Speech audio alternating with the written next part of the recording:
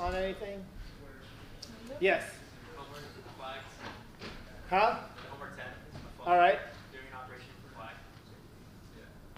Do the operation for what? Doing an operation with a flag. You have a jump equals that requires a flag 0. You said 1?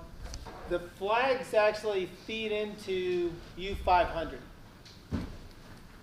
If you look on the diagram there, that I kind of added that later because I realized that it wasn't going to work, right? But they do feed into U500.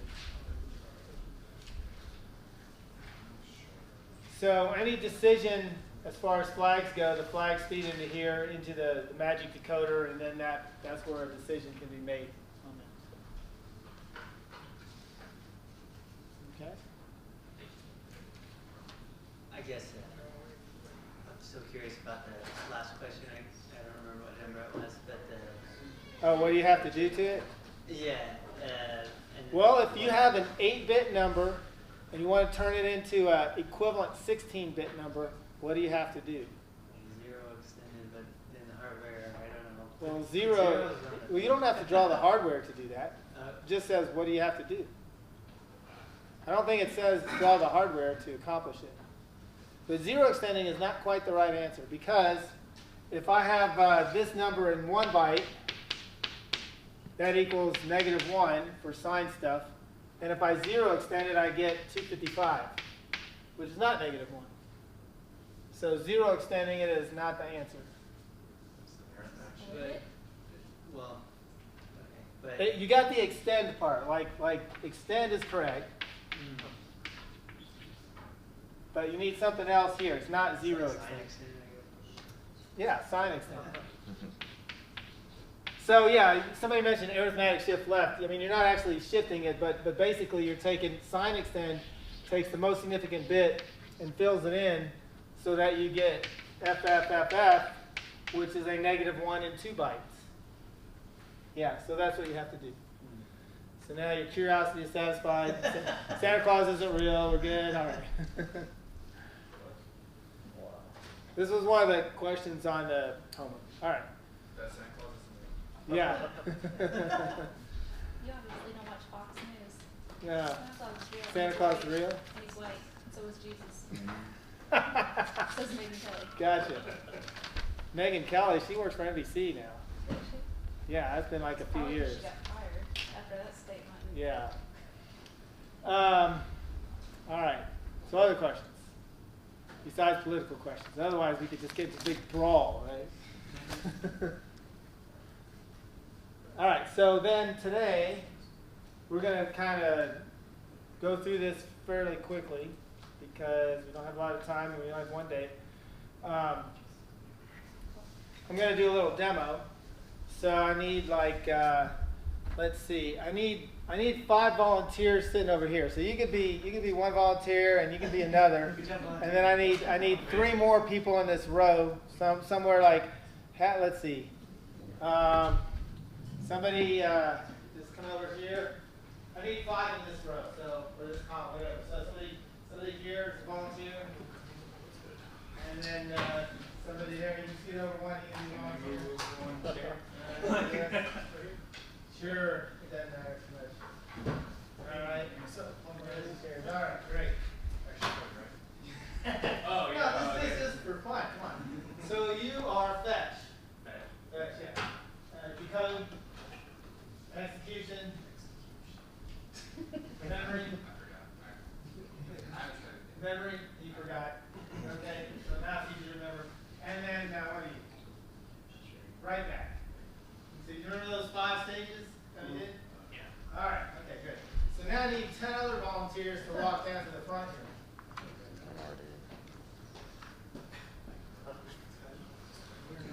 Yeah, 10. Let's go. Get a little exercise. It's just kind of for fun. I mean, come on, you know. It's before Thanksgiving. We don't want to make this too intense today, right? more review questions. I don't remember. So we got 4 so far. All you're going to do is walk up the stairs a couple times. So it's not a big deal. You don't have to dance or sing or anything like that. How many points do we get? Come on, stand up. You can go. Somebody write notes while I'm walking. You won't need any notes. It's all fun. All right, so now we're going to assume that all the instructions have to go through these 5 stages, right? So you got fetch, decode, execution, memory, and write back. All right, and so each clock cycle has to be long enough. This is in the architecture that we've done so far, the little CPU architecture. This is without pipelining. So each clock cycle has to be long enough for everybody to walk up the stairs. So you start out, Alex, and just walk up to the top, and that'd be 1 clock cycle. And we'll just say that's 10 microseconds. Okay. All right. Once he gets to the top, then next person goes. So there's another 10 microseconds. Oh, you got to come back down. You might as well just walk back down. For example, there's no law that has to be 5 stages. In fact, I've heard that the Core i7 has like 18 stages or something. Okay, I mean, you can add more hardware to do different things in parallel. You can take the branch that's based on the flag and not take the branch at the same time and keep executing until you figure out which one is correct, and then you flush the other one. Okay, so you can add more hardware to do more stuff like that in parallel to get a better performance. Okay. All right, so that's the concept behind pipeline. That's the whole big concept. You got 2 main things that you can execute many instructions faster because you can do stuff in parallel, and because the clock cycle can be shorter for each stage. Okay. All right, let's see what we got here for slides. Optional reading. I'm sure everybody always reads the optional reading. Right? I think this is the graduate level text on the pipelining. So that kind of is the overview of pipelining, but we'll go through that a little bit on the diagram here, and then we'll talk about some of the hazards, and then that'll be about it for today. And that's it for the course, right? Because next Monday is going to be the next test, and then Wednesday is just going to be turn in and talk about the final. So this is it. I don't have any homework on this. So, for the final, you'll just have to kind of pay attention, take notes, and ask me questions or whatever. I think, though, you can look at past tests for that. Now, Julian, I had it right the first time. Okay. Was looking at exam from 2019-01, which was last semester. And there's a CMOS circuit on there, and he was asking me about it, and it was incorrect. There's 2 outputs connected together. And so I'll see about putting a correction for that out there so you're not spinning your wheels trying to figure out how that works, okay? So anyway, there's 2 outputs connected together. That's not going to work. You can't connect 2 outputs because if one's high and one's low, that tends to burn up the chip, okay? All right, I just want to mention that while I was thinking of it. All right, so pipeline. It's like a factory pipeline, okay? So you can get a lot, every one instruction, any single instruction doesn't get done any faster, okay? But a whole bunch of instructions get done faster. That's the main thing. I was surprised at this when I first saw this. Since the 70s, nearly all computers have been pipelined. Now, of course, the pipeline has improved, but I found out, I don't know, a couple semesters ago that the 6502 8-bit processor is actually pipelined. It just has a couple stages, though. It doesn't have all 5 stages. So, that concept started out pretty early. So for simplicity, we assume all instructions need 5 stages. Example, without pipelining, 3 instructions take 15 cycles. Just like in the example we did, 9 instructions took 90 microseconds because you had to wait till one got completely finished before you could do the other. Okay? With pipelining, we get 3 instructions that take only 7 cycles. Okay? So the average CPI goes way down, right? 7 divided by 3 is 2.3 versus 15 divided by 3, which is 5. And the more instructions you do, the more efficient it becomes because you have the little bit of overhead to start out with, okay? When the pipeline has to start somewhere, it starts out as empty. So when the first person was walking up, then there was nothing in the other stages at that point, okay? So you have that. And then, of course, you have times when the pipeline has to be flushed. because we didn't take the branch or whatever, or we have to wait on another instruction to finish, right? Like if I do a add EAX, comma EBX, and then I do an add EAX, comma ECX. Well, I can't add this until I get that. So I mean, I have to wait till this finishes, right? So, and that's called a stall, or also called a bubble, and we'll see that in the slides. But you know, there are reasons why it's not perfect. Like once you start, you just have that overhead and never again. No, you have some other overhead in there, such as stalls and so on. I'm gonna have to raise this up a little bit.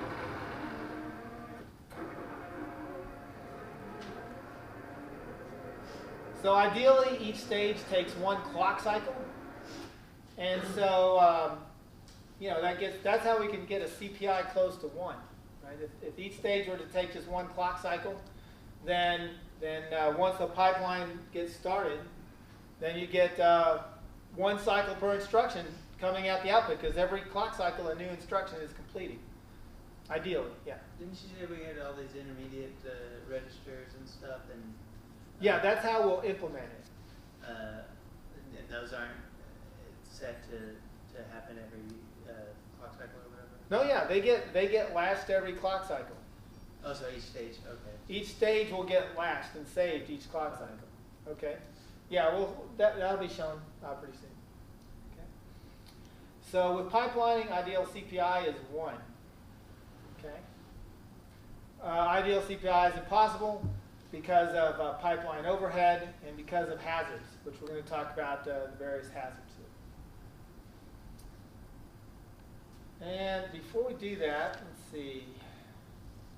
I actually thought there was, no, I thought there was going to be a diagram in here, but maybe not. All right, so I know where there is a diagram, and that's going to be on another one. Let's see. This one, which we've looked at before.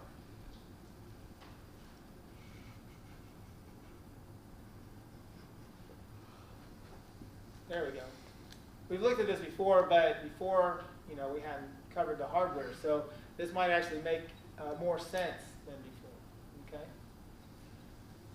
So here we have where the very first stage, where we're going to, you know, fetch the instruction from memory. Okay, that's what that is. And then this adder here is adding forward to the PC, the program counter. The reason it's doing that is in this ARM architecture with pipelining, every instruction is 32 bits. So in this case, you don't have to get instruction length and figure that out. In this particular architecture, all instructions are the same size. They're all 4 bytes. So we're always going to increment the program counter by 4 on this particular architecture. Okay? And then you see this big green thing here. The green thing is representing a register for that instruction fetch, instruction decode stage. Okay, that's between instruction fetch on the left and instruction decode on the right. Okay? It has to store the state of everything over here. So we read the instruction from memory. In this case, that's 4 bytes. We have the program counter. We save that. And whatever else there is from that stage, this register latches it. So whenever the clock ticks, this register saves the state of that stage. Okay? And then that state is presented at the output over here. Now at the same time when the clock ticks, this register, the one in between instruction decode and execution, has to save the stage of this, whatever that is. So let's say we're adding a couple registers together. Well, it has to save register A that's going to be added, register B that's going to be added. If there's a value that's sign extended, we have to save that. It has to save everything in this stage. Okay? And then same here between execution and memory access. We save the result of whatever this instruction is, because each one of these is a different instruction. Right here I'm fetching one, I'm decoding one, I'm executing one, I'm accessing memory on one, and then writing back to register on this one. Okay, and so this one has to save the result of whatever I did the previous time. Okay, has to save and if we add it, it has to save the sum, it has to save the flags, and whatever else that is there. And same thing here. Okay, so each stage, each one of these green registers saves the state of the prior stage. Okay, because normally in our CPU, what we did is we said, okay, we decode it and we select the register and it goes through some muxes and we're going to add, so it goes through the mux that says add. And then we went back around to U118 where it was another mux to figure out what result we're getting, okay? And then of course memory was accessed in there at whatever point. And then it went back to the demux, so it chose what register to write to. Okay, that's what the write back is writing back to the register file. Okay, it's showing it in this case. It's showing that in this stage here. And so we had to wait for the data to go all the way through all that logic before we can tick the clock again. But now, if we save each stage, then we don't have to wait. Okay? So looking at our architecture, we'll just look at this part here. Okay, let's see, what would we want to save? These registers are saving a value, and then we're choosing what we're going to do, right? We're say register 0 and register 1. So we'd want to save that. We'd probably want a intermediate register here to save the state of that.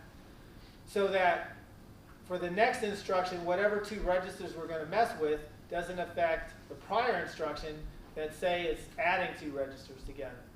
Okay? And then we want to save the stage there as far as what happens with that, including the flag values and so on. Yes? You mean when we were saving the data that was on each line or whatever the mux was selected? Right, the output of the muxes. So the output is what we're saving? Yeah, well, I'll tell you what, let's do a couple of instructions. Let's say we're going to add, I want to make it easy to remember. Let's say we're going to add register 0 and register 1, and then we're going to add register 2 and register 3. Okay? So we get the add register 0 and 1 instruction here, and then we're going to get the next instruction point or whatever. I'm just going to focus on this one. And so this selects 0, U112 equals 0, U113 equals 1, okay? And then we want to hold on to that value, because we don't want to have to wait for all this to happen before we tick the clock. We want the clock to go fast. So we'll snag that value, okay, in an intermediate register. Now this intermediate register is holding register 0 and register 1, and while it's doing that, the adder is working, the AND is working, all these are working, okay? And then we're going to select something on this mux, and now we're going to have an output here. So maybe we'd have another register to save that, okay? We're on the second clock cycle now? Huh? We're on the second clock cycle now? Well, I'm just saying, no, I'm saying right now we're just on the first clock cycle, okay, where we're going to hold register 0 and register 1 here, and while we're holding that, this is combinational, so it's just going to be flowing through this. Okay? And now we get register 2 and register 3. We say we're going to do that. So now we've waited long enough so that the result of the addition is sitting here. Okay? We don't have to wait for it to get all the way back this time. We just have to wait till it gets here. Now when we tick the clock, okay, this register snags the ALU result, which is adding these two. And this register is snagging 2 and 3. Okay, because now we're going to add 2 and 3. That was the next instruction we were going to do. So this one latches 2 and 3, and at the same time, this one latches the result of adding 1 and 2, or 0 and 1. Okay. Okay? Yes? I'm sorry, which register did you say was taking the ALU results from the previous? Well, I don't have it drawn here. I'm just saying, like, it's an intermediate register. If we were to make this pipeline, then what we would do is we would put a register here to save that, and we'd put a register there to save that. Okay. Yeah, so they're not shown here, right? Because this one isn't pipeline, and I'm not going to ask you any pipelining questions on this diagram. So you don't have to worry about, I'm not going to say, hey, where would you put a register or anything like that. Okay, because we would need to cover this for like a couple of weeks and have some homework and stuff like that in order for me to ask questions like that. So I'm just trying to get the concept of if we were to make this pipeline, right now, if we add register 1 and 0, we have to wait for it to flow through here, wait for it to flow through here, flow through there, flow through here, flow through there, and go back to there before we can tick the clock again. Okay? We have to wait for all that time before we can tick the clock to do the next instruction so that we can get the answers in the registers. With pipelining, we could latch in some intermediate register these values, okay? And then while we're fetching the next instruction, which is going to add 2 and 3, this will be working. So by the time the clock ticks, we'll have an answer here. So that register will save the answer, and then this register will latch 2 and 3, okay? Now, while this is saving the answer, it's flowing through over to here. We could potentially put another one there. It just depends on how many stages you want. Well, let's just say we have those 2 stages. So then we just wait for it to flow through here, and then when we tick the clock, the result gets written to register 0, and at the same time, this register now latches the result of adding these 2. Okay? But you could probably take this and make it into maybe a 4-stage, maybe a 3 or 4-stage pipeline. Okay? I mean, the less there is to do in each stage, the faster you can tick the clock. So on this one, this is the 5 stages. It's the same concept. So that's what these green things are. They're just big, giant registers. Maybe they're 300 bits, 200 bits. How many bits are needed to hold the complete state of the prior stage? Okay, so whichever registers were selected, or whatever was read from memory, or whatever the result of the ALU operation was, each register has to hold the prior state. Okay? And that's how the pipelining is implemented with that. So less time between clocks, and we're pumping out an instruction every clock cycle. Ideally, pumping out a complete instruction every clock cycle. You have, if a 5-stage pipeline, you have 5 steps to wait. You got to wait for the first instruction to get through.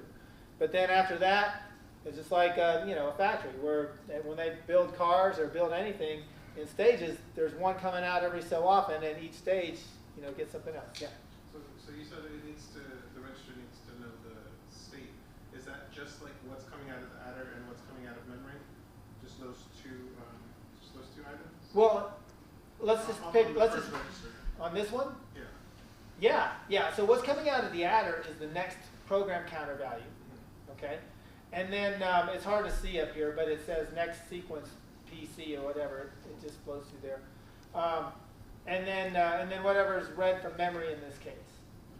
Okay, yeah. So whatever it is, whatever results there are, that's what it has to remember. Like over here, what would we have if we had one at this stage after adding? Well, we need to have the result, so we need 8 bits there. We'd want to save the flags from that result, so that would be 4 bits. Stack pointer, we'd want to save that value. I mean, if it's not a stack instruction, it doesn't matter, but we don't know that. If it is a stack instruction, we need to save the stack pointer, okay?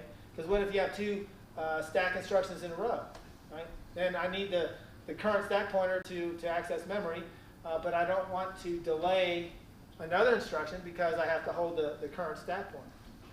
Okay, so that's just kind of the concept of how you would implement pipelining in hardware. Is basically you put intermediate registers to hold values for each stage as you define them. Let's see if there's anything else I can get from here. There's the sign extend, by the way, the magic sign extend. And let's see here. Actually, doing a sign extend, though, wouldn't be that difficult. I mean, like, if we wanted to sign extend 8 bits, we could run the, let's see here. There's the FF in 8 bits, and we want to sign extend that over to here. Well, we could just wire this up to a register and then latch it. I mean, that's pretty simple, right? If this is a 0, then that register would get all zeros. If it's a 1, then it would just get all 1. Just take this wire and take 8 more, inputs. So sign extending would not be difficult to do. Let's see if there's anything else from this diagram that I want to get. No, I mean, we kind of went through the diagram before, but I skipped over the pipelining part. Okay. All right, so I don't see anything else new. I mean, it's just going through the different stages of what happens at each stage there, which is fine. I mean, that's fine to review, but that's not the point of what we're doing now. All right, so any questions on the concept of pipelining? You know, how it works, how it speeds up performance, all that. All right. So then let's talk about some hazards. We're going to look at 3 types of hazards. Okay? And a hazard is something that causes an inefficiency in the pipeline. Okay? So number 1, structural hazard. When 2 different instructions want to use the same hardware resource in the same cycle. Okay? So for example, in the following execution, instruction 1 and 4 have 2 structural hazards at memory. So let's see. So instruction 1, there's instruction fetch, instruction decode, execute memory. It wants to read memory. Okay? Here's instruction 2, right? So we fetched 1, and we decoded 1, we fetched 2. And we executed 1, we decoded 2, we fetched 3. And now, instruction 1 is ready to access memory. 2 is being executed, 3 is being decoded, and we're trying to fetch for instruction 4. Well, you can't read 2 different memory address values from memory at the same time. It's like, you know, if you have a street full of parties, you can only go to one at a time, right? You can't go to Fred's house and Sally's house at the same time for the party. So it's the same idea here. So that's a resource conflict in that they both want to access the same thing. Okay? Well, here's a solution. Separate the hardware resources. Okay? Let's see. So contention of memory, if the instruction fetch stage only reads instruction, let's see. Oh, well, we can separate memory for instructions and data. We've kind of talked about that in the sense of having a separate cache. Remember, there's one architecture where it had 3 levels of cache, and level 2 cache had a separate memory for instructions and data. Okay? And that would be one reason why to do that. It's like, well, now we can read instructions all day, and it won't interfere with the data part of memory. Okay? More hardware is always a good way to solve problems, right? But then you have the cost trade-off for that. Okay. So this is one of the motivations of using separate instruction and data caches. So that's assuming that both of those would be in the cache. Or at least one of them. Yeah. Yeah, if both of them are not in the cache, then you're still going to have this conflict, and you have to have some hardware to resolve that. Okay. And that'll just cause a stall. Okay, so what'll happen is there will be a stall in the pipeline where it just says, hey, this resource is not available, so we're just not going to change state. We're not going to do anything until the next clock cycle. See if the resource is available. And yeah, I mean, it's complicated. I mean, the diagram looks simple. Hey, just stick some registers here, but you know, there's a lot of logic in there that we're not doing. All right, so let the accesses to the same hardware component happen at different part of the clock cycle. So remember that we said we could have positive edge triggered and negative edge triggered, right? So that would be one possibility. Have one access memory here and another one access memory there. Okay. And that kind of idea, by the way, is common. I mean, where some stuff will happen on this part of the clock cycle and some stuff will happen on that part of the clock cycle. I mean, that's not unusual or just for structural hazards, just the way circuits work. You know, you'll do that a lot of times. Okay? So that can work. Duplicate resources. Well, duplicating memory is kind of tough. But other contended resources like ALUs, I mean, we did that already here, right? We have our adder, which is adding, subtracting register values. But then you notice I have another adder here and another adder here. Okay, that way I can calculate the next program counter, and I can calculate the next program counter if the relative jump is taken. Okay, and there's no conflict there. But in some architectures, there's only one adder. And so you have to partition it off and say, okay, right now we're going to add and get the next PC. Okay, well now we're going to add and get the relative offset address, which is the next PC because due to the jump, right? And now we're going to add, and so you just have to wait. If there's only one adder, then you have to wait. So I just added more hardware so that that wasn't an issue for this particular architecture.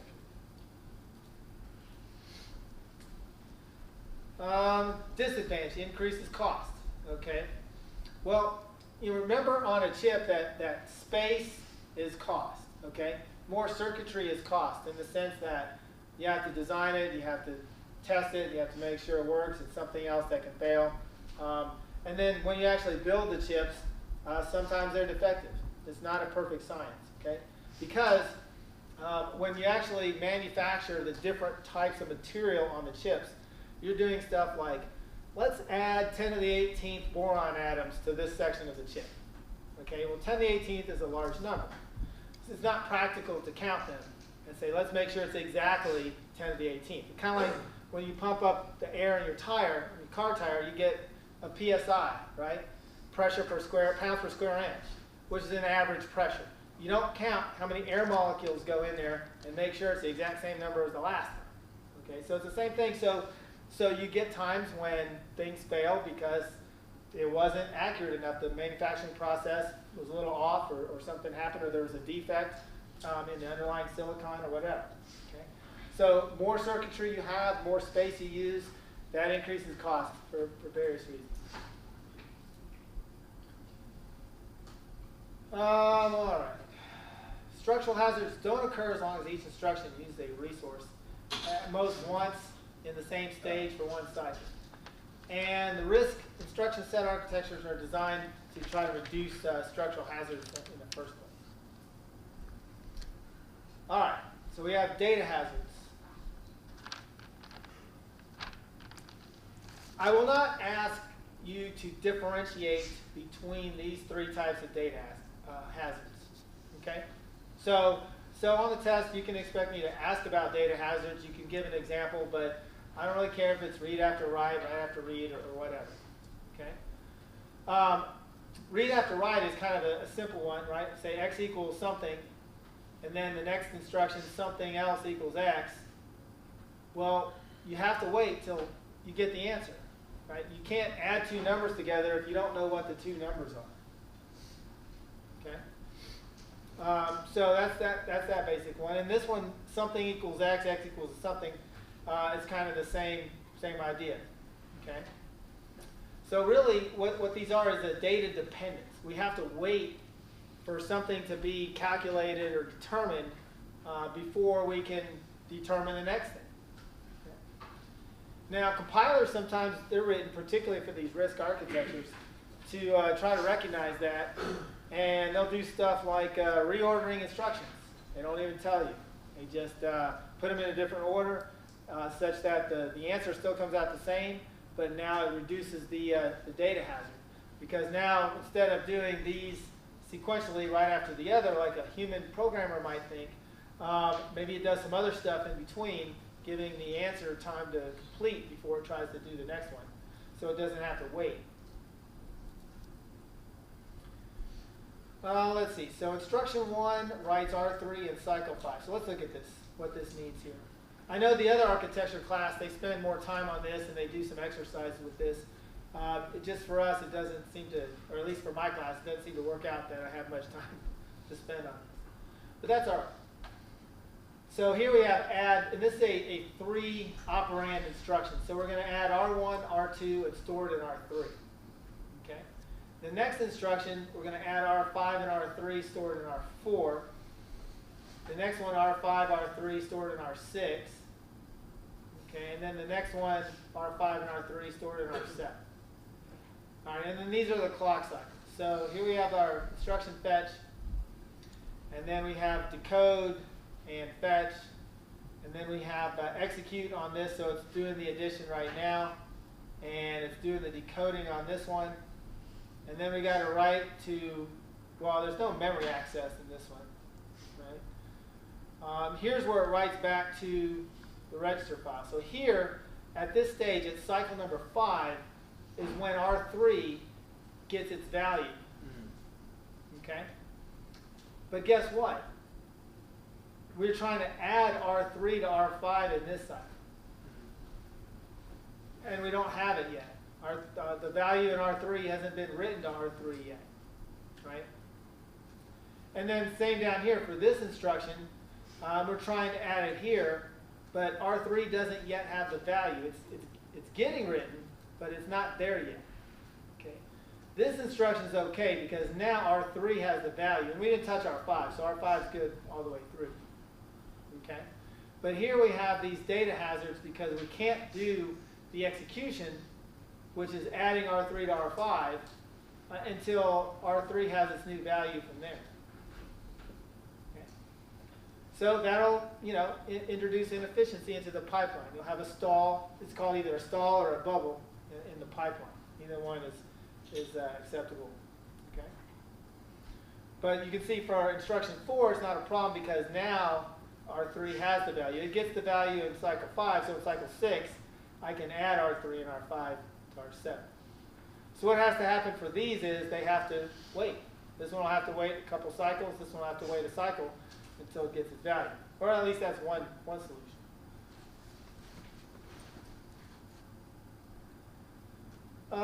Let's see. So before solving it, of course, the pipeline, the hardware, needs to be able to identify the problem.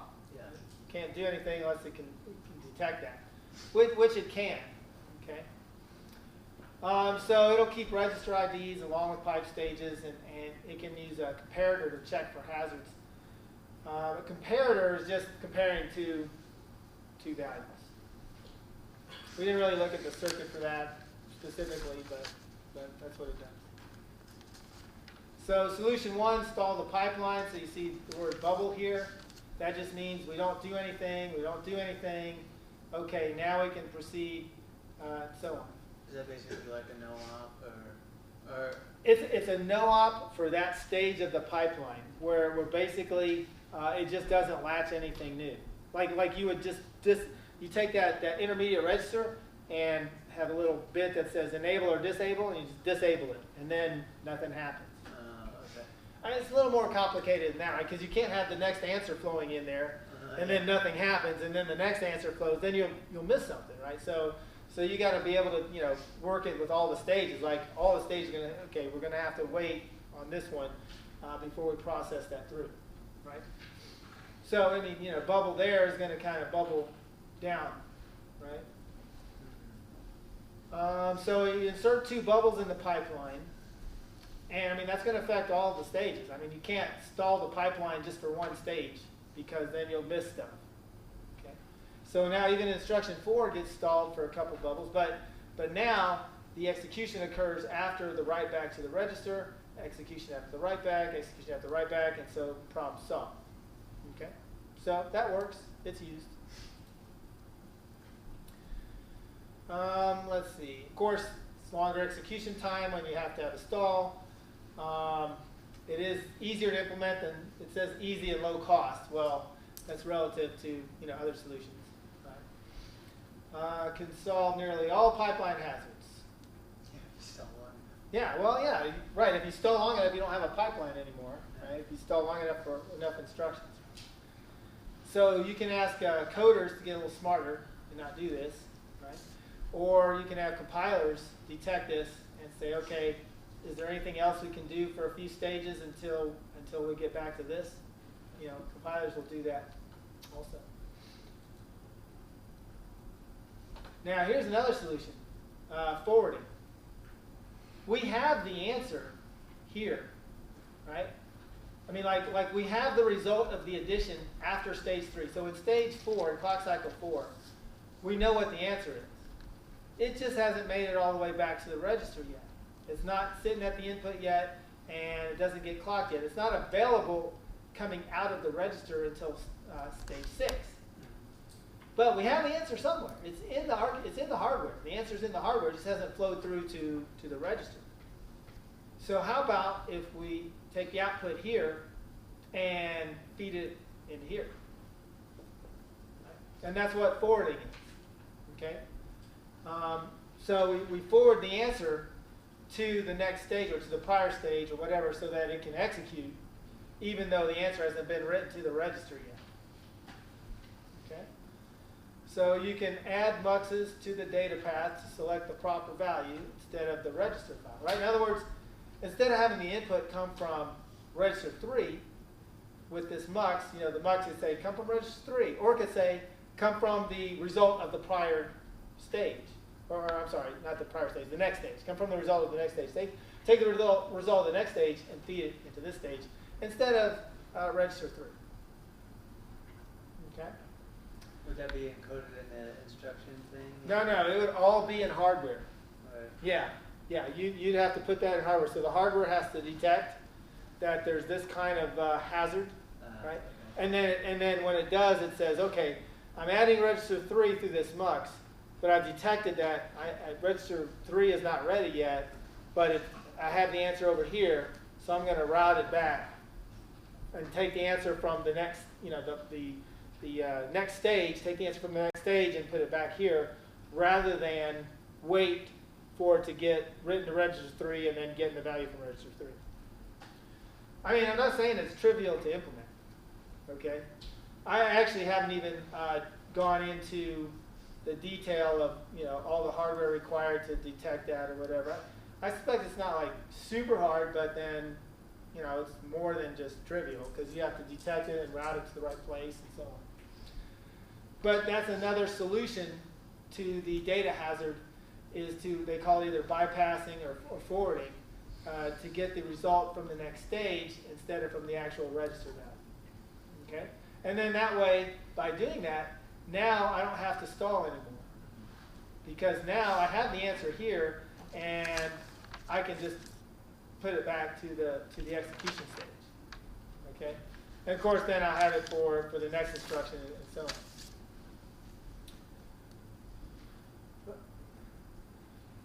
Let's see here. Anything different? Well, here, I mean, it's the same idea, right? We have the answer, we can forward it there. We have this answer in memory, we can forward it there. Okay, and so now we don't have to put in any stalls. Okay. Disadvantage: fairly complex change to the control unit and other pipeline resources. Yeah, compared to just putting a bubble in there, right? Bubble. But we'll just disable it until the answer gets there, a couple cycles, and then proceed. Okay. All right. We can't forward backward in time, of course. That doesn't work. We get the answer after stage 4, so let's give it to the same clock cycle. That doesn't work yet. Who knows? 2020 is coming up, right? So sometimes you still have to stall the pipeline. Okay. Instruction scheduling, that's where the compilers work together, knowing the architecture of the CPU, and can do stuff like this, reorder instructions if there's no dependencies on them and it doesn't matter what the order is. And compilers are fairly good at kind of detecting that and handling that. Okay. Normally do compilers sort of sense like what machine you're on and what kind of pipelining is? Well, a compiler is going to be made for a particular architecture. Like the Visual Studio compiler, you tell it, well, it actually can do a number of architectures, but you tell it to target an x86 or a 64-bit, and so then it knows, based on that.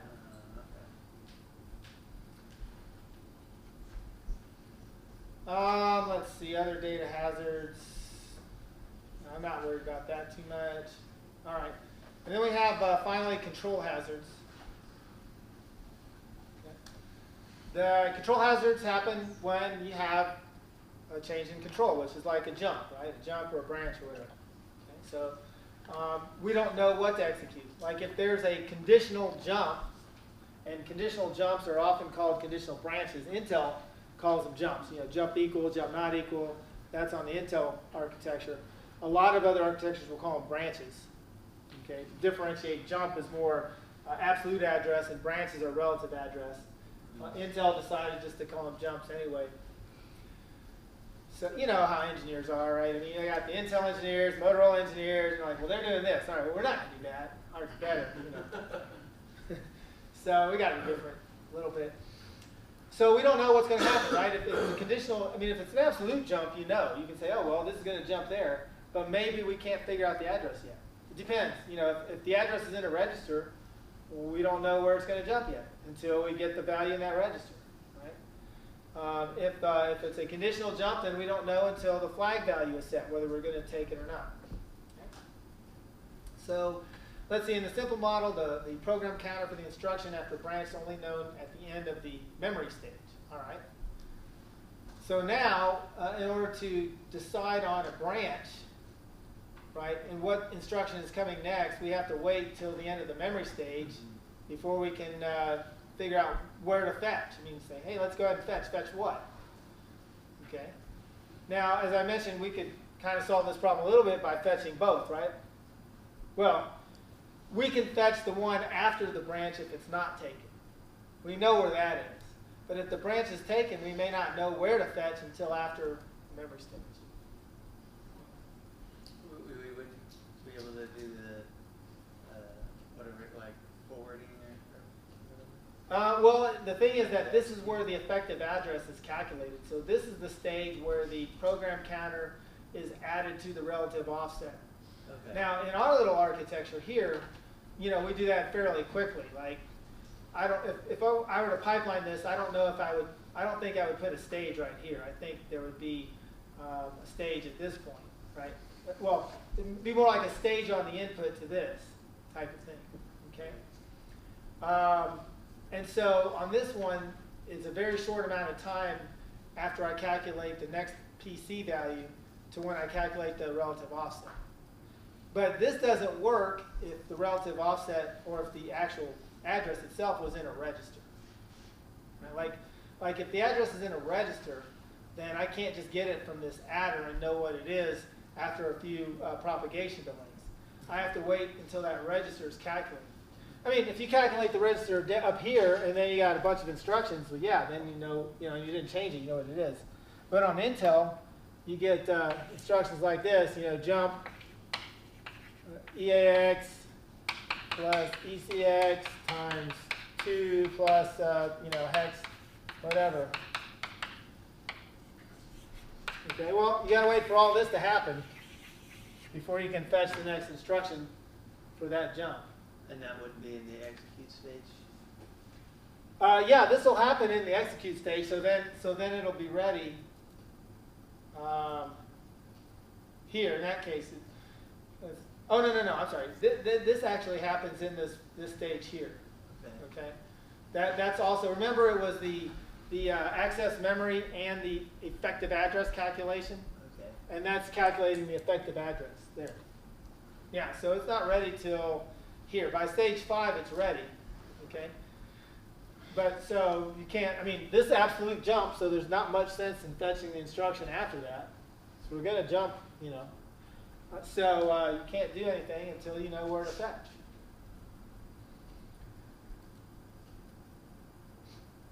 So let's see, solution, fast branch resolution. Add an extra adder to calculate the target earlier. Okay. So that works for a simple conditional jump that's just based on a flag. You can go ahead, because you already have the relative offset as part of the instruction. So you can already figure that. It doesn't work so well for this type of thing. Okay. And by the way, on the RISC architecture that the slides are kind of talking about, they'll have instructions like that. There's not that much complexity in a single instruction. That's why it's called reduced instruction set. And it has much simpler instructions. So the trade-off is CISC architectures have complex instructions like that, and so they'll take multiple cycles. With RISC, they tried to make each instruction very simple, but in order to accomplish something like this, then you have to execute a bunch of instructions. You have to do this yourself. I have to take this register, multiply by 2, add that register, and add that. Okay, type of thing. Or, I don't know, maybe I put this in a register and add it, but however you implement it, it takes, 3 or 4 or 5 instructions to do the same thing. Let's see. Assume not taken. Okay. Yeah. Well, I mean, you can always put hardware to fetch the instruction after the relative branch. Okay. So if it's correct, then you're already starting to process the next instruction. And if it's not correct, then you have to flush the pipeline for that because none of that matters because the branch was taken, and so you'll introduce a delay in the pipeline. Okay. There's no getting around having some delays in the pipeline. And then here's showing a flush. Like when you assume it's not taken and then it is, then you have to flush the pipeline. Look, we've already started processing 2 instructions there before we figured out where we're going, and so that just has to be tossed completely. Okay. Is that by flush that costs something?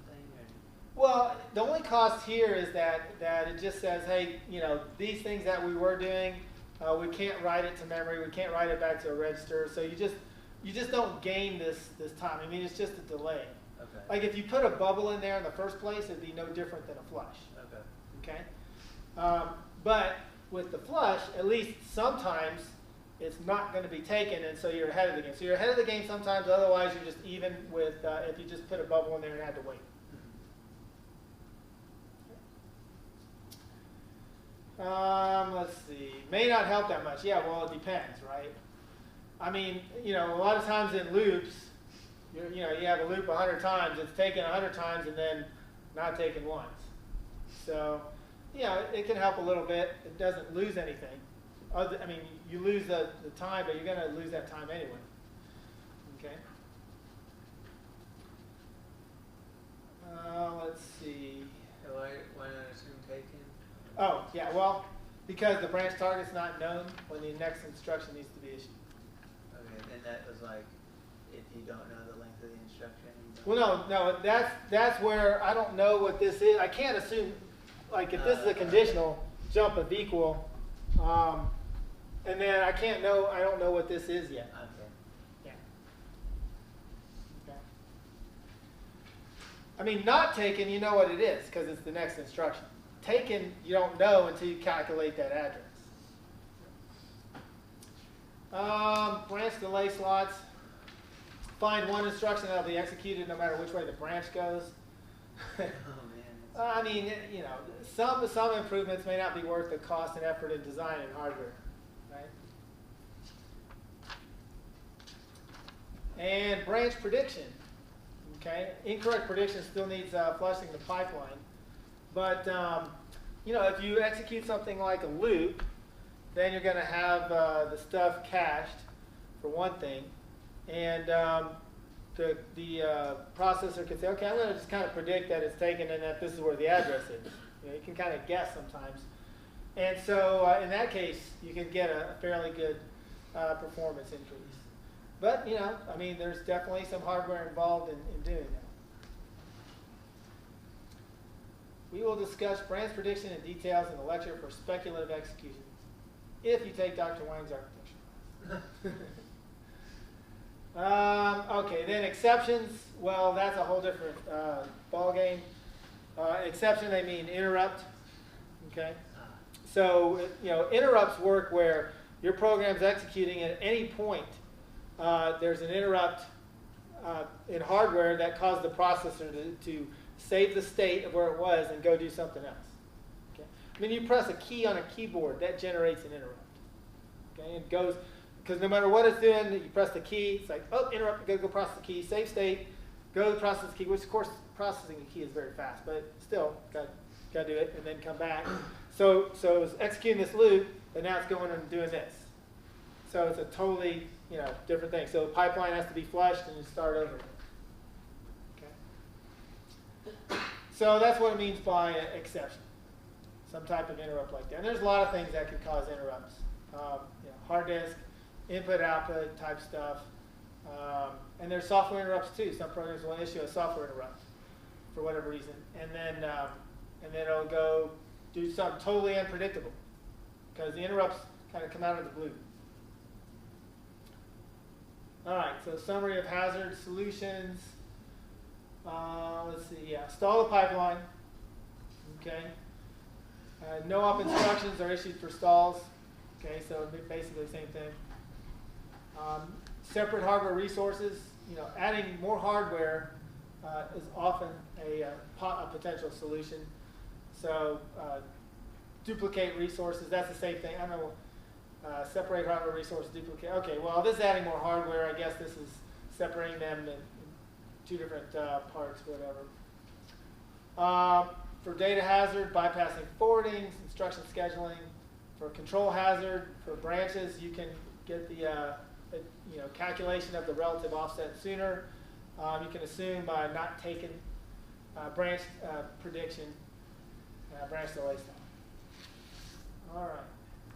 And I think that's, let's see, I want to see it, let's make sure there's nothing here I'm worried about. Nope. Yeah, so don't worry about slides 39 and on.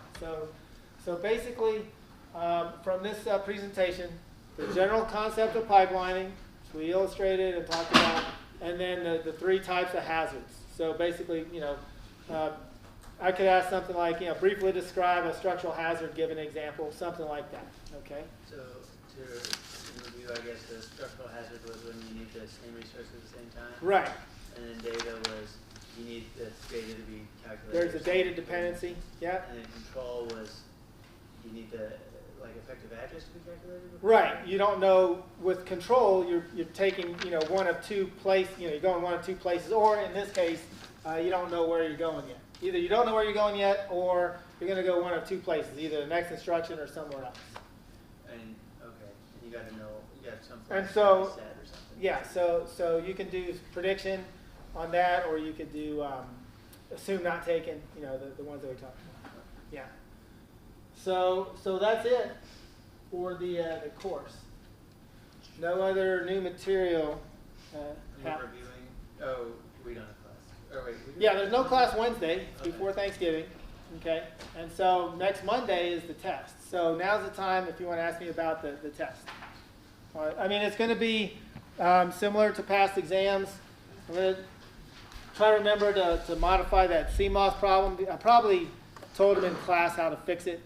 But it's got two outputs connected together. That's not good. And the thing is, when I do something like that, because I don't try to ask trick questions. I don't like on tests, or say, hey, what's the output of this? And the answer is, oh, well, it won't work because the two outputs are connected together. I don't try to do that. So when students find that, they get bonus points. They're like, this won't work because the two outputs are connected together. That's when you get a few bonus points on there. But I still try not to do it. So what questions do you have for me on the exam? Yes? Cheat sheet, same format? Yeah, we're going to have two parts. Part one, no cheat sheets, no calculators, nothing. And then part two, the same cheat sheets that you had before, or you can make new ones. I know you lost yours. So hopefully somebody benefits from that. Just look at the, paying it forward. They were awesome notes. Yeah. So you can print out those slides that are still posted for the exam and then take notes on them, okay? And like I said, I don't mind if you look at a homework and go, oh, let me write out something similar to that, but I don't want big copies of homework problems or past exams, stuff like that, okay? So that'll be disqualifying, so don't do that, okay? So it'll be two parts. You do part one, turn it in, and then do part two. It'll be a lot shorter than the last one. I mean, we took 2 class periods last time, so we got to do it in one. And of course, as always, I'll give you a little bit extra time on that. There's extra credit or not? I haven't written it yet, so probably not though. Caching. Oh, you want caching extra credit?